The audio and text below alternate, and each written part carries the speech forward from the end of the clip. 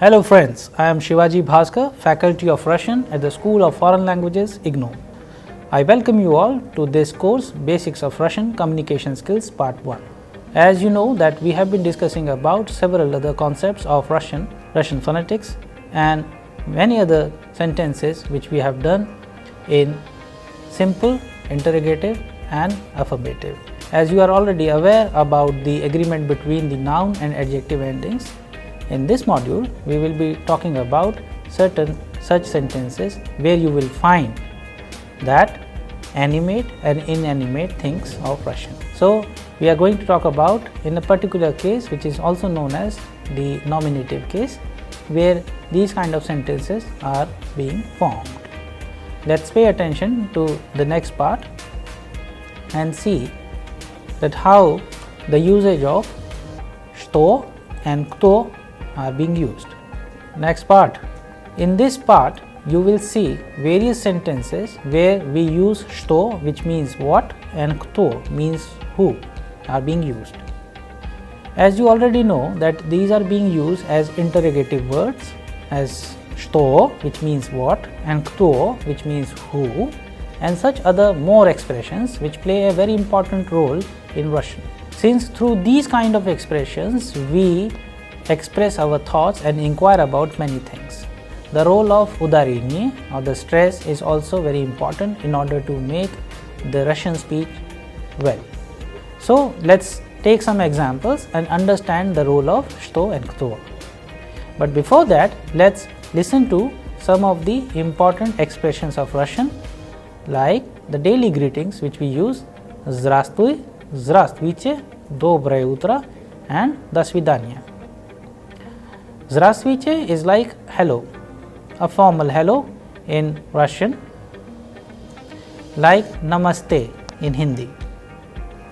Здравствуйте, it is oftenly used in formal settings. However, when friends meet, they can also use Здравствуй. It is more of a casual greeting, like привет. Доброе утро, it is only for good morning, and До свидания we say when we are saying goodbye. Okay, now let's go ahead.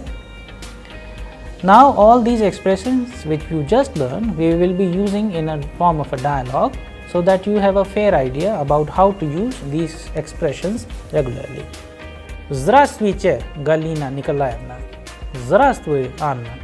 So here you can see Galina Nikolaevna and Anna, there are two characters who are talking. Здравствуйте, Galina Nikolaevna, says Anna.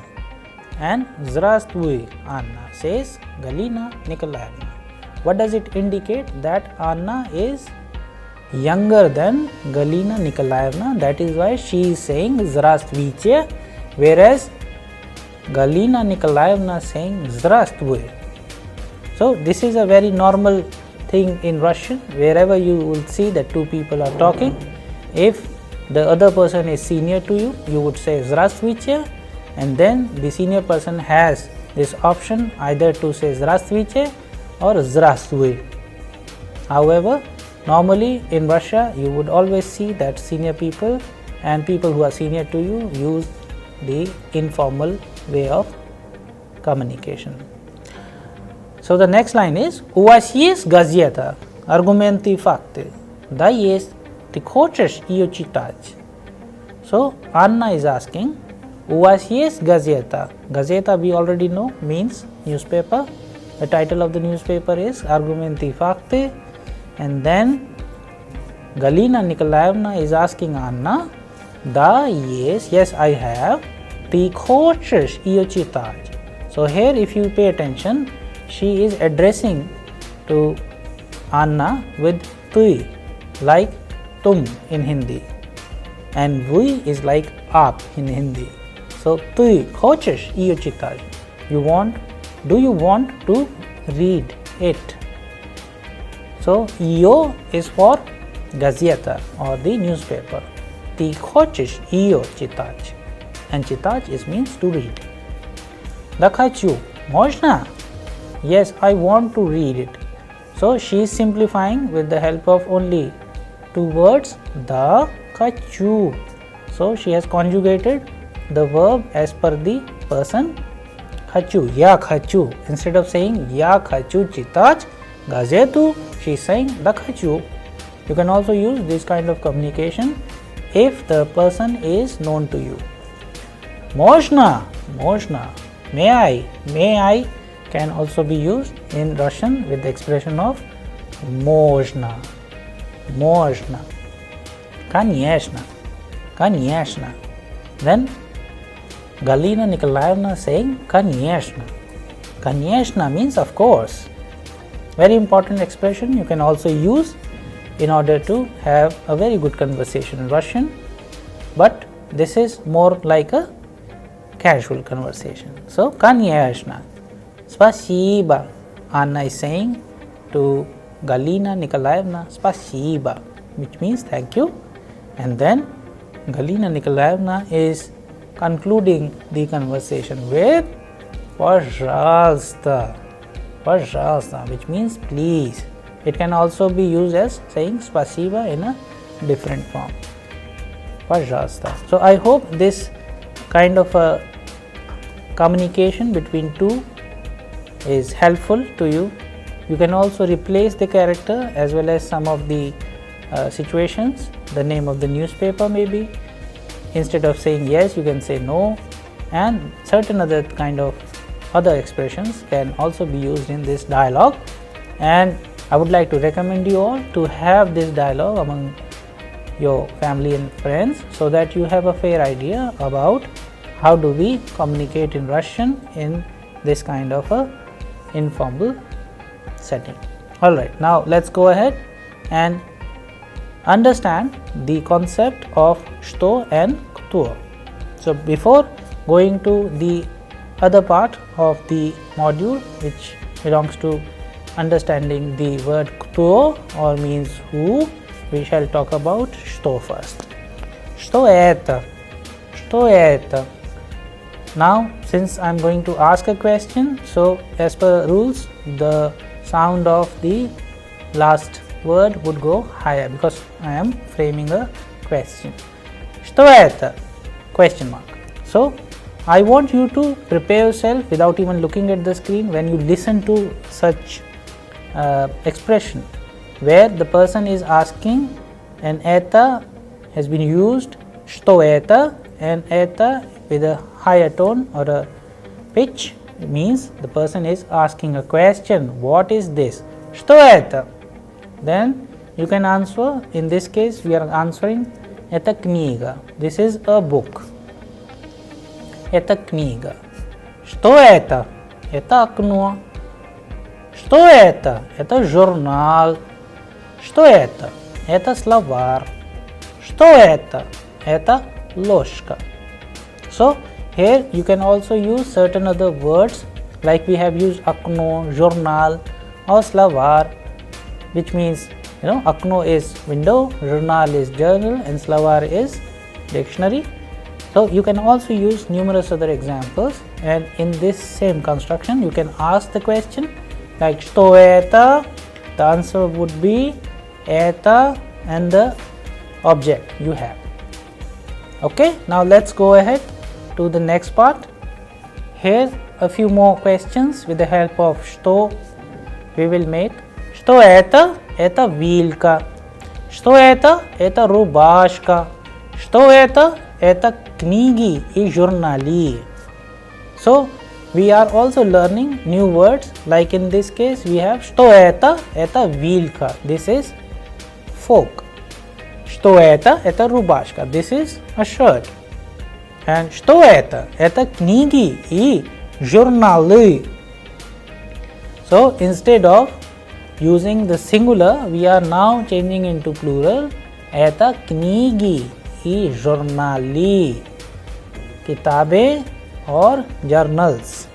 इस तरीके से भी इन सब चीज़ों को समझा जा सकता है. Что это? What is this? Это книги и журналы. These are books and journals.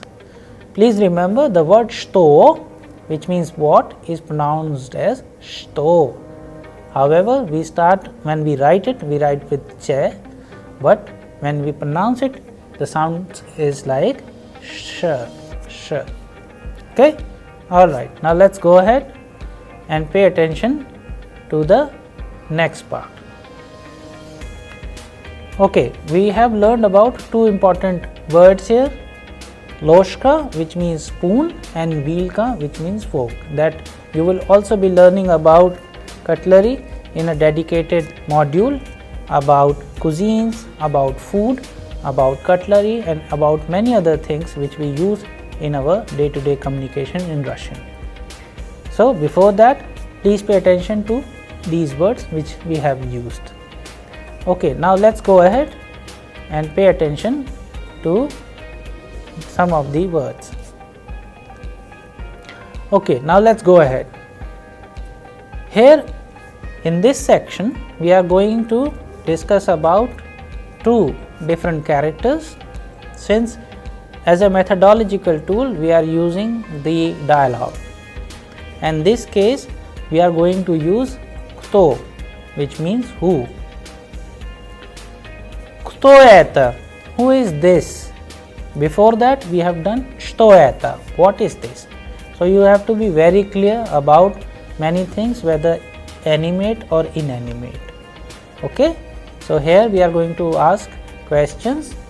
Kto это? Who is this? Now I am answering это Ivan. This is Ivan. So in place of Ivan, you can also replace it with Anna, Sergei, Galina Nikolaevna, and many other names you have learned in the previous modules. Now the next question is кто это? Это студент. Кто это? Это студентка. Кто это? Это врач. Кто это? Это Larissa. So what do we see here? We see that a simple question like кто это? Who is this? The answers can be numerous. For example, in this case, we are asking who is this, and answer is это студент. This is a student, and then we are also changing into this is a student, which mean female student, with это студентка. Then we are using врач, это врач. Then we are using a name, это Larissa. Like we have used the word Ivan. Okay, I hope this concept is clear to you whenever framing the question with кто and что. Alright, so my recommendation is that you may please try this exercise with numerous examples which we have done, and you will find that communicating in Russian is easy. Okay, now we will be moving towards a very important part of this module, that we will be discussing about days of the week. However, in our previous module we have discussed about what are the days of the week, but in this we are going to discuss them in details. So please pay attention to the days of the week. Понедельник means Monday. Вторник means Tuesday. Sreda means Wednesday. Четверг means Thursday. Пятница means Friday. Subota means Saturday, and Воскресенье means Sunday. Okay, so these are the 7 days of the week starting from Monday to Sunday. So let's repeat once again. Понедельник, вторник, среда, четверг, пятница, суббота, and воскресенье. Now let's use сегодня. Suppose if I want to say today is Monday, I have this sentence: сегодня понедельник, today is Sunday. Сегодня понедельник, сегодня вторник, сегодня среда, сегодня четверг, сегодня пятница, сегодня суббота, and сегодня воскресенье. So you have also a construction of 7 different sentences where you are saying today is Monday, Tuesday, Wednesday, Thursday, Friday, Saturday, and Sunday. You can also ask a question using какой сегодня день? What day, or what day is it today? So you can also use сегодня понедельник, and as per the day of the week. So these kind of important words which you will be using every day. So please remember them very well and use them in different context. Okay, please now let's go ahead and pay attention to several construction. Like I am asking, какой сегодня день? Сегодня понедельник. Okay. Какой сегодня день? Сегодня вторник. Какой сегодня день? Сегодня среда, четверг, пятница, and finally суббота and воскресенье. Okay, now let's go ahead to the important part of the module where we will be discussing about various other important aspects which belong to the animate and inanimate. Whenever we are saying animate and inanimate, which means that in inanimate we use что. For that, anything which is non-living can be used, and in animate, anybody which is living being can be used. So for example, if I am saying это стол, this is a table, so the question would be что это? Это стол. If it is a person, for example Ivan, then кто это? Это Иван. Это Иван.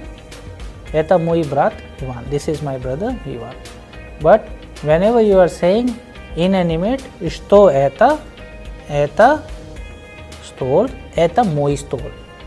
So this is the basic difference between animate and inanimate, and accordingly we have several concepts in the Russian grammar which can be used to define these two important aspects. Okay, now let's go ahead. Here we are going to talk about a very important aspect. Since we have already done the days of the week, now we will be discussing about the months of year. As you know, in Russian we have all months defined very well, and now we can talk about these months as January, Yanvar, February, February, March is Mart, April is April, May is Mai, June is June, July is Yule, August is August, September is September, October is October, November is Noyabr, and December is December. So you can also use meses. Meses means month. Какой это месяц? So which month is this? You can use это январь, this is January, это февраль, это март, это апрель, май, это июнь, это июль, это август, это сентябрь, это октябрь, это ноябрь, and это декабрь. So according to the usage and context, you can also make sentences of different type of situations and many other forms which can be used with the help of the months of the year. Okay, now let's go ahead. So now we are going to talk about a particular text. As you know, as a methodological tool, texts are very useful in order to understand the basics of Russian. So here we are going to talk about this text. Please pay attention. Это Антон Петрович. Он инженер. So here the character is Anton Petrovich, and his profession is that he is an engineer. Он инженер. Он хороший специалист. So here we are saying that he is a good specialist, specialist. So this kind of words we borrow from other languages. In this case, specialist is a borrowed term. Он хороший специалист. Ему 45 лет. So here now we are going to have one example where the counting is being used. 45. 40 means 40, 5, 45. imu sorak pyach liat. He is 45 years old. So you can also change the number, the age, whenever you are using that in your own text. Okay, so the next line is Anton Petrovich Dobry Chilavyak. Anton Petrovich, the name, is a Dobry Chilavyak. He is a kind man. Dobry, good, kind, Chilavyak, man. So he is a kind man. Вот его жена Vera Vasilievna, and this is his wife. As we already know, for husband we use muž, and for wife we use жена. So вот его жена Vera Vasilievna. Vera Vasilievna is the name of lady who is the wife of Anton Petrovich. Она тоже engineer. Она тоже engineer means she is also an engineer. So whenever we want to use expression of also means in Russian тоже. Она тоже engineer. Ей 41 год. So in case of 45 years old, we used 45 лет. But when we say 1, then we change it to год. So 1 год, 2 года, 3 года, 4 года, 5 лет. So please keep that in your mind whenever we are using the numbers, especially referring to age. And we shall also be discussing about the particular case where we use this kind of construction. So ей 40 лет. She is 41 years old. Alright. Она очень добрая женщина. She is a very kind woman. Они вместе работают. And we have already learned about the word, the expression вместе in our previous modules, which means together. Они, they, вместе работают. They work together or they together work. So depending upon the context, you can change the translation.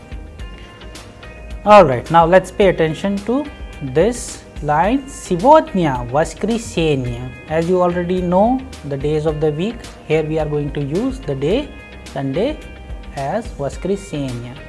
Сегодня воскресенье. Today is Sunday. Они отдыхают дома. Они means both Anton Petrovich and Vera Vasilievna. Они отдыхают дома. They are taking rest, they are having rest at home. Сейчас Антон Петрович пишет письмо. Abhi means сейчас, which we can also use as we use now. Сейчас Anton Petrovich, the name of the person, пишет, is writing what? Письмо means letter. Right now or now, Anton Petrovich is writing a letter. Он любит писать длинные письма. Here we have changed it into plural. So письмо becomes письма when in plural. Он любит что? What does he love? Он любит, he loves to write. Он любит писать длинные письма. He loves to write long letters. Vera Vasilievna готовит обед. And Vera Vasilievna is preparing the lunch. Готовит обед. Кто? Она.